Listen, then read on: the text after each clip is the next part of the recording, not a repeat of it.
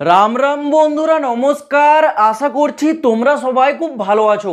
বন্ধুরা, তোমরা যারা এইবার 2025 সালের ফেব্রুয়ারি মাস নাগাদ জিডিএস এর যে নতুন নিয়োগটা জারি হয়েছিল, যেখানে শূন্যপদ ছিল 21,413 এবং তোমরা ফর্মটা অ্যাপ্লাই করেছিলে, কিন্তু এখনো পর্যন্ত জিডিএস এর কোনো মেরিট লিস্টে তোমাদের নাম আসেনি এবং তোমরা অপেক্ষা করছো আগামী জিডিএস এর নতুন নিয়োগ কবে আসতে চলেছে। তো আমি তোমাদের বলে রাখি, এটা চলছে জুন মাস, আগামী জুলাই মাস মানে এক মাস পর আগামী জুলাই মাসে জিডিএস এর নতুন নিয়োগ আসতে চলেছে, যার নাম হবে জিডিএস জুলাই সার্কেল রিক্রুটমেন্ট 2025। শূন্যপদ 2025 সালের যে প্রথম নিয়োগ, যেখানে 21,413 শূন্যপদ, তার থেকে ডবল থাকবে। এখানে শূন্যপদ 40,000। কিন্তু এইবারের নিয়োগে তোমাদের অনেকগুলি পরিবর্তন আসতে চলেছে। তোমরা যেমনটা জানো, জিডিএস এ আবেদন করার জন্য শিক্ষাগত যোগ্যতা মাধ্যমিক চাওয়া হয়। এইবার তোমাদের মনের আরেকটা প্রশ্ন, মাধ্যমিক থেকে এইবার কি উচ্চ মাধ্যমিকে শিফট করা হবে? কারণ এই নিয়ে একটা প্রপোজাল নোটিশ জারি করেছিল কিছুদিন আগেই। এই বিষয়টা আমি তোমাদেরকে তো ক্লিয়ার করে বলবোই। এবং তোমাদের বলে রাখি, সব থেকে বড় বিষয় যেটা নিয়োগ প্রক্রিয়া, তোমরা জানো জিডিএস এ কোনো প্রকারের পরীক্ষা হয় না।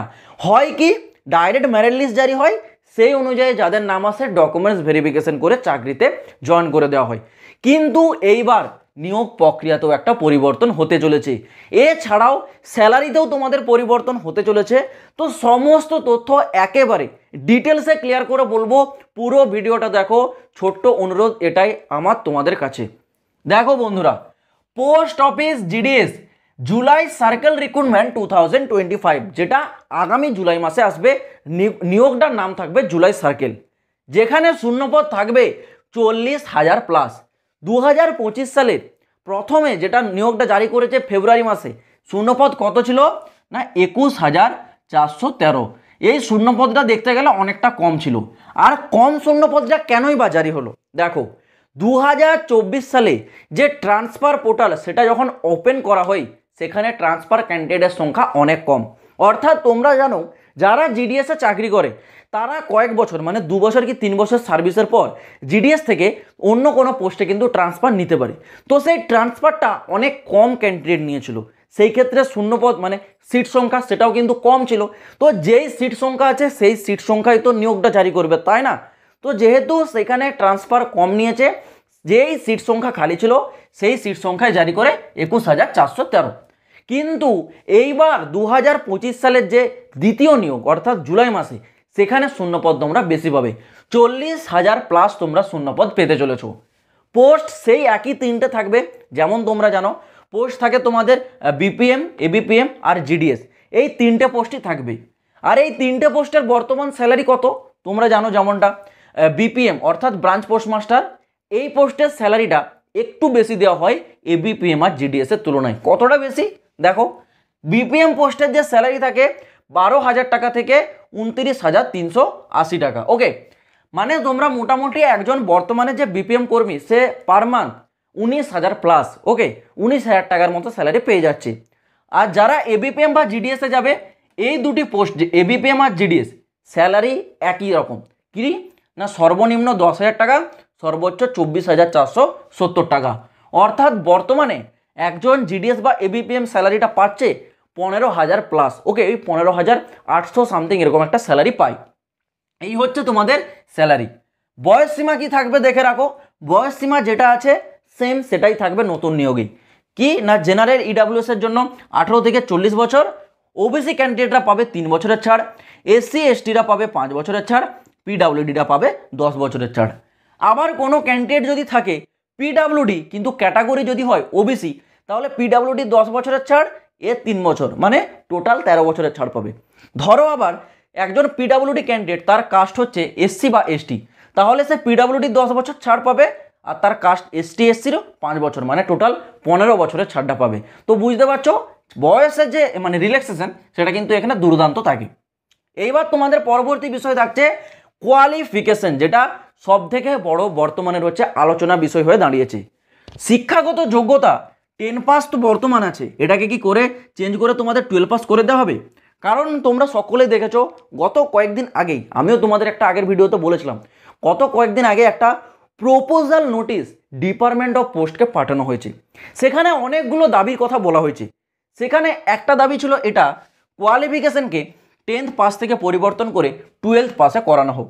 এইবার দেখো, বর্তমানে আমি যদি বলি এই যে নিয়োগটা আসবে জুলাই সার্কেল, এখানেও তোমরা 10 পাসই পেতে চলেছো। 12 পাস হওয়ার সম্ভাবনা খুবই কম, তোমরা বলতে পারো 98% সম্ভাবনা নেই বললেই চলে এখানে 12 পাস করার জন্য। কারণ 12 পাসটা কেন করবে না, এখানে ইন্ডিয়া পোস্ট অফিস জিডিএস এর যে পোস্ট, এই 3টে পোস্টই গ্রুপ ডি এর থেকেও নিচু লেভেলের পোস্ট।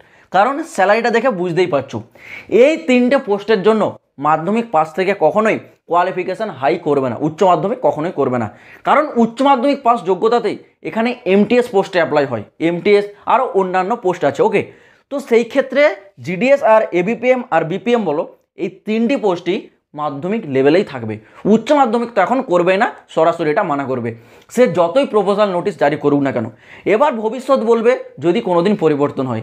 এখনও পর্যন্ত 98% সম্ভাবনা আছে মাধ্যমিক পাসই থাকবে, উচ্চ মাধ্যমিক পাস এখানে কোনো প্রকার করা হবে না। এই গেল তোমাদের কোয়ালিফিকেশানে। এবার তোমাদের আসি নিয়োগটা তোমাদের একটা বিরাট বড় বিষয়। দেখো, তোমরা যেমনটা জানো কোনো পরীক্ষা হয় না, এখানে কি হয়, মাধ্যমিকে তোমাদের যে রেজাল্টের নাম্বারটা থাকে তার উপর ভিত্তি করে মেরিট লিস্ট জারি করে দেয়। এবার দেখো, এটা তো তোমাদের জন্য ভালো যারা বেশি করে নাম্বার পেয়েছো, কিন্তু সমস্যাটা কোথায় সৃষ্টি হয় জানো, অনেক ক্যান্ডিডেট যারা যোগ্য নয় তারাও চাকরিটা পেয়ে যায়। এবার যোগ্য নয় তো তারা নাম্বারটা পেলো কোথা থেকে? আরে ভাই, করোনার সময় ম্যাক্সিমাম ক্যান্ডিডেট ম্যাট্রিকুলেশন মানে মাধ্যমিক পরীক্ষা দেয়নি। মাধ্যমিকে যে নাম্বার গত বছরে যে পেয়েছিল সে তার উপর ভিত্তি করে পার্সেন্টেজ হিসেবে বসিয়ে দিয়েছে। ম্যাক্সিমাম স্কুল এটাই করেছে, তাদের স্টুডেন্টদেরকে বেশি বেশি নাম্বার দিয়ে পাস, এটা ম্যাক্সিমাম স্কুল করেছে, চাই তোমরা মানো আর না মানো। এই ক্ষেত্রে কি হচ্ছে, তাদের তো নাম্বার বেশি আছে, তারা হয়তো সেটা ডিজার্ভ করে না, সেটা তারা যোগ্য নয়, কিন্তু তাও পেয়ে গেছে। এবার নাম্বার যেহেতু বেশি আছে, যখন ফর্ম অ্যাপ্লাই করবে, ধরো একজন করোনার সময় মাধ্যমিক দিয়েছে, সে 95% পেয়ে আছে, আর একজন নর্মাল মাধ্যমিক দিয়ে সে নিজে খেটে পড়াশুনো করেছে, সে পেয়েছে 70% মার্কস। তাহলে পোস্ট অফিস তো দেখবে না তুমি নিজে পরীক্ষা দিয়েছো না তুমি করোনার সময় পাস করেছো, পোস্ট অফিসে সিলেকশন যে করানো হয় সেখানে তোমার নাম্বারটা ম্যাটার করে। তো যে 90% পেয়েছে সেই তো পাবে সিলেকশন, তাই না? যে 70% পেয়েছে সে যত নিজে খেটে করুক না কেন। তো এটাই হচ্ছে বড় বিষয়, নাম্বারের উপর ভিত্তি করে সিলেকশনটা দিয়ে দেয়। সিলেকশনটা দেওয়ার পর সমস্যা কোথায় হয়, আফটার ডিউটি, যখন তারা ডিউটিতে জয়েন করে যায়, এরকম অনেক কেস উঠে আসছে। একজন মাধ্যমিক পাস স্টুডেন্ট যে জিডিএসে জয়েন হয়ে গেছে, এটা গত বছরের ঘটনা, চিঠিতে লেখা অ্যাড্রেসটাই পড়তে পারছে না। তাদের কাজ কি, চিঠিগুলো অ্যাড্রেসে গিয়ে পৌঁছে দেওয়া আসা, লোকের বাড়িতে গিয়ে পৌঁছে দেওয়া আসা, চিঠিতে যে অ্যাড্রেসটা লেখা থাকবে, চিঠির যদি অ্যাড্রেসটাই না পৌঁছতে মানে অ্যাড্রেসটা না পড়তে পারে, সেই চিঠিটা সে কী করে গিয়ে পৌঁছে দিয়ে আসবে? এরকম প্রচুর কেস পাওয়া গেছে, প্রচুর কেস। এই কারণেই এইবার তোমাদের সিলেকশনে একটা পরিবর্তনের কথা প্রপোজাল রূপে বলা হয়েছে। কি পরিবর্তন? তোমাদের যেমন মেরিট লিস্টটা জারি হয় সেটা জারি হবে। ওকে, তোমাদের প্রথমে কোনো পরীক্ষা হবে না, কারণ জিডিএসে ফর্মটা অ্যাপ্লাই কতজন করে? প্রায় 1 কোটির কাছাকাছি।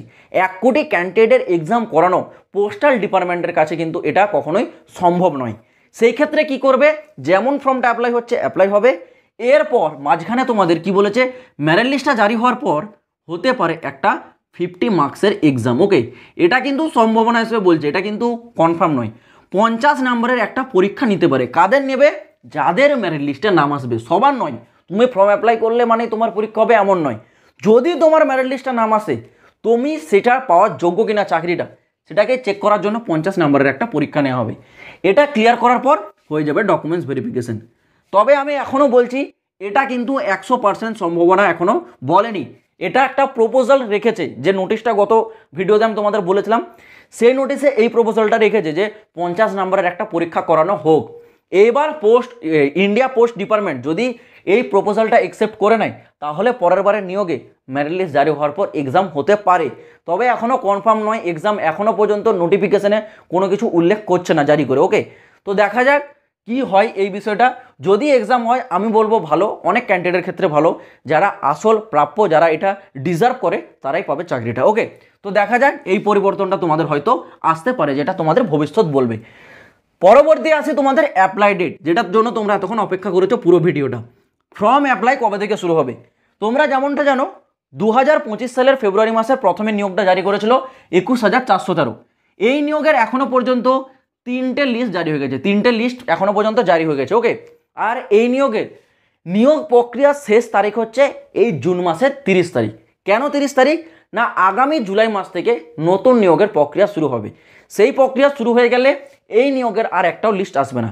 তো এটা চলছে জুন মাস। এই জুন মাসে সম্ভাবনা হিসেবে আছে 4th লিস্ট, আর লাস্টের দিকে আরেকটা 5th লিস্ট জারি হবে। ওকে, মানে এই নিয়োগের এখনও দুটো লিস্ট তোমাদের জারি হতে চলেছে। 3 নম্বরটা জারি হয়ে গেছে, 4 আর 5 নম্বরটা এখনও আসতে চলেছে। এটা শেষ হয়ে যাওয়ার পর তোমরা ধরে রাখো এর ফর্ম অ্যাপ্লাই তোমাদের শুরু হতে পারে আগামী 15 জুলাই। ওকে, আমি কিন্তু এটা তোমাদের একটা এক্সপেক্টেড ডেট বলে দিচ্ছি। আগামী 15 জুলাই হয়তো এর নোটিফিকেশান জারি হয়ে অ্যাপ্লাইটা শুরু হতে পারে। অ্যাপ্লাইটা যদিও 15 জুলাই না শুরু হয়, তবে তোমরা ধরে রাখো জুলাই মাসের শেষ নাগাদই শুরু হবে, কারণ এই নিয়োগটা শুরু হতে চলেছে জুলাই মাসে। তোমরা জানো জিডিএস বছরে 2 বার আসে, একটা জানুয়ারি থেকে ফেব্রুয়ারি আর একটা জুন থেকে জুলাই। জুন মাসে তো আসবে না, কারণ জুন মাসে এই নিয়োগের শেষ তারিখ আছে। তো জুলাই মাসে পুরো ধরে রাখো একেবারে 99% সম্ভাবনা আছে তোমাদের এই নিয়োগটা জারি হবে। তোমরা একটু অপেক্ষা করো, আর যখনই এই নিয়োগ সংক্রান্ত কোনো আপডেট আসবে আমি তোমাদের প্রোভাইড করে দেবো। যদি তোমরা এই চ্যানেলটা এখনও না সাবস্ক্রাইব করে থাকো, চ্যানেলটাকে সাবস্ক্রাইব করে রাখো, কারণ এই চ্যানেল থেকে তোমরা একেবারে 100% অথেন্টিক আপডেটটাই পেয়ে থাকবে। তো আশা করছি পুরো বিষয়টা আমি তোমাদের বোঝাতে পারলাম। আজ ভিডিওটা এই পর্যন্ত থাক, দেখা হবে আবার পরের ভিডিওতে নতুন কোনো আপডেটের সাথে। জয় হিন্দ, বন্দে মাতরম।